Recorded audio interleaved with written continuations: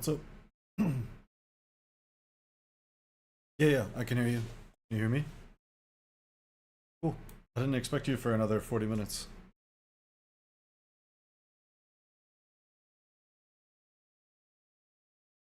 Okay.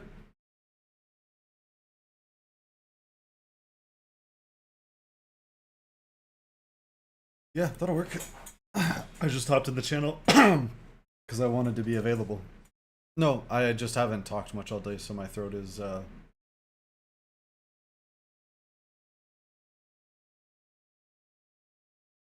down. Well, sleeping like that, at least you'll be healthy again soon. Nice. Solid. Do you know what you have?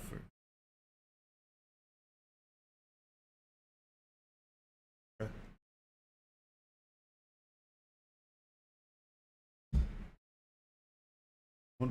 Wonder if people are going to start calling it a cold vid.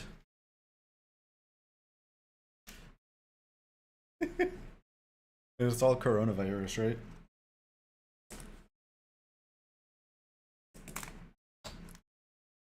Have one of the Ronas.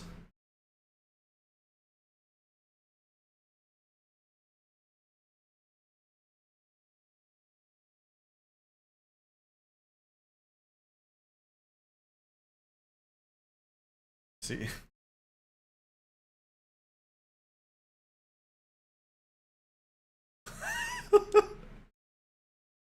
Yeah.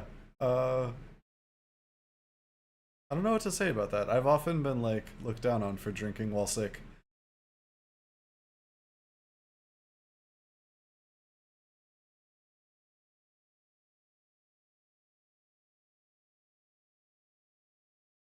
Sometimes it's hard to tell the difference. Times when you feel like doing something back to really quick is like the main problem of life, I think. Uh, are you a wine guy at all? This movie was really good. Uh-huh. Yeah. Had you ever heard of the Judgment of Paris before? Yes.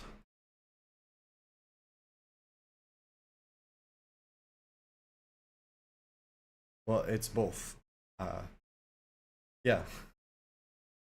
The There was a wine tasting competition in France in 1976 where a panel of something like seven or so French judges gave top prize in both the red and white category to California wines, and it became known as the Judgment of Paris because French people themselves judged French wines and found them lacking compared to California wines, but they didn't know that that's what they were doing. Um, because it was a blind tasting, you know? Yeah, yeah. And like very few reporters even showed up. It was just like one guy from the Times because everybody thought France would win. Like good wine was thought of as being French and from no other place. But it's like you've seen the ratatouille lesson. Like not everyone can be a good chef, but a good chef can come anywhere. That whole thing. Basically, that storyline playing out. Uh, Except it happened. French people. uh, yeah, exactly.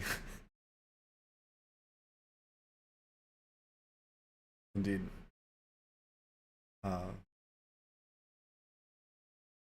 well, uh, they started calling it the Judgment of Paris after the other Judgment of Paris. Paris. Yeah, I don't know exactly where in antiquity it comes from. I couldn't tell you the full story, but that's why the name stuck. Yeah,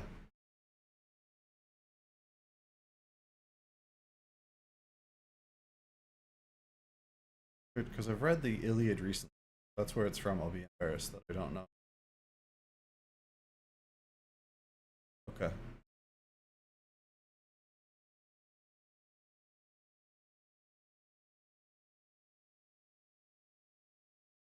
Yeah. Anyway, the impression I got from the movie was that The impression I got that was you could walk into a wine shop and it would all be French. The whole like concept of buying wine from other places wasn't done. But then you know, a panel of really respected French judges scored the American wines extremely highly. And the thing that I found particularly meaningful is it's not like wineries that had been running for like 50 years in California.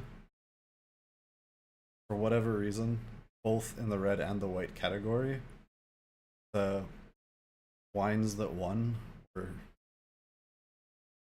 close to the first bottlings that two vineyards had ever done at scale. It was just a guy. Yeah. The wineries that won top marks in the red and the white category were made by extremely new vintners. One of them was just a guy who found out that he liked wine on a trip to Italy studying Machiavelli. So he started making wine at home.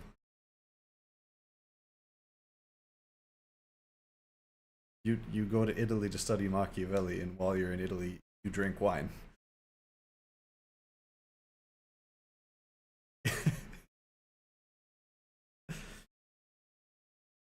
You could, but I don't know. Maybe you wanted to see an original manuscript. Uh,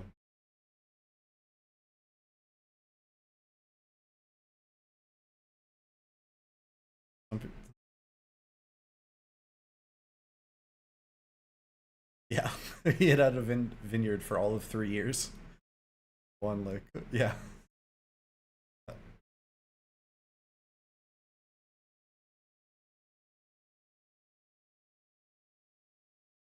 I mean,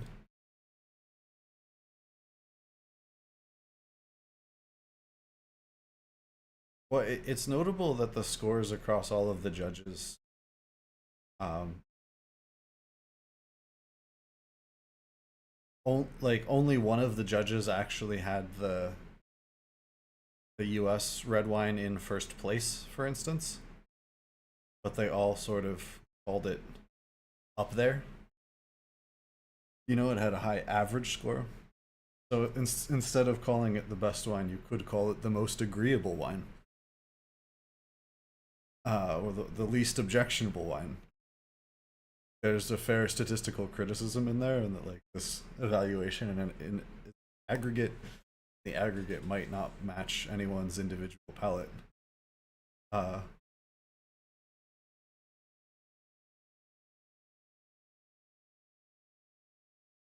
Perhaps. Um, yeah, I don't really believe in sort of brute forcing yourself to like wines that receive good reviews, but I think it can be a starting place to find out what you like. At least you'll get something full of off notes, represent good craftsmanship one way or the other. And if it doesn't exactly hit the spot for your particular palate,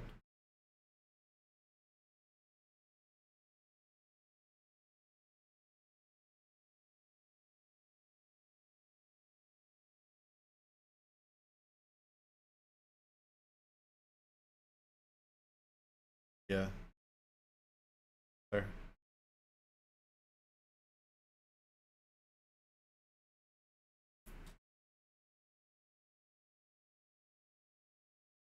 I think they might.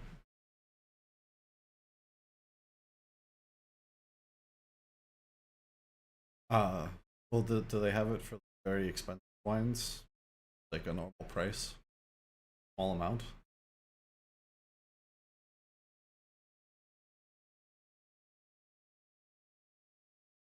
Yeah, I mean, there might be a specialty realtor where you could just put prayers answered. At least because alcohol comes a lot of size. Surprised if there weren't small wines. Because there's individual servings of whiskey. Surely there's individual wine and some wine. Yeah, And they serve a marketing function. If like, oh, you want to try this scotch for your hotel bar, you don't have to buy a whole bottle. Just try this sampler. You'd like to, do a tasting bachelor party, but $2,000 on scotch.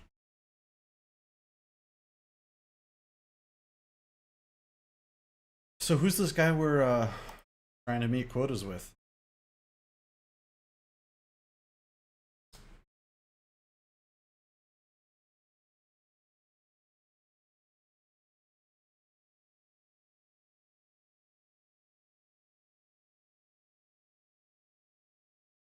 Okay. Is he the one who offers prayers for El Salvador or whatever exactly happened? Well, they own a lot of Bitcoin, so I think some people in the praying for them. Well, there was someone offering crypto related prayers. I may have fabricated the El Salvador part.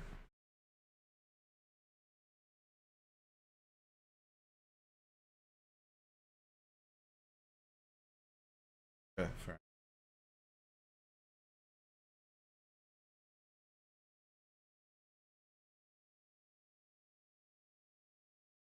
Okay. Get off AIM Labs in a second. My 5 things for today, so I get to in my streak. What? It didn't give me credit for yesterday? Such bullshit. Where I aim trained yesterday. Yeah, I can still hear you.